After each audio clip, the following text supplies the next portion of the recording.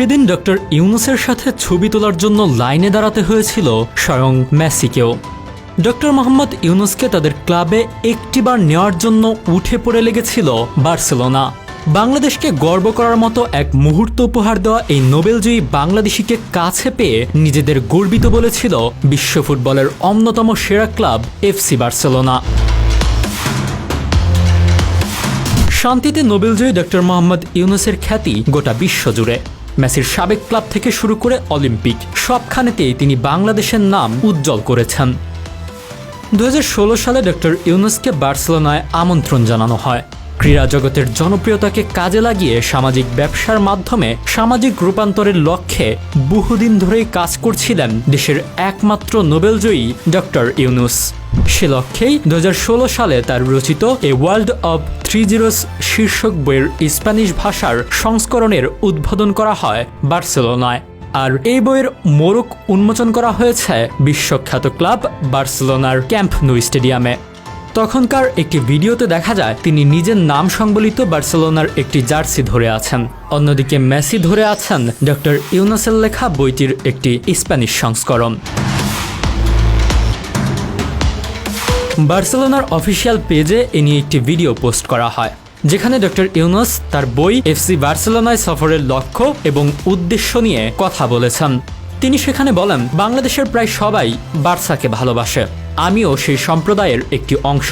বাংলাদেশের লাখো কোটি তরুণ বার্সাকে পছন্দ করে।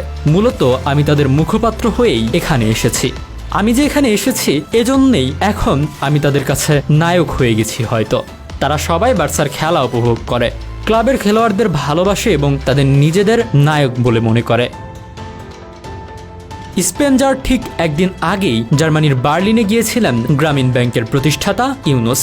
উল্লেখ্য, FC Barcelona foundation Barcelona social city উদ্যোগের অন্যতম অংশীদার ছিল।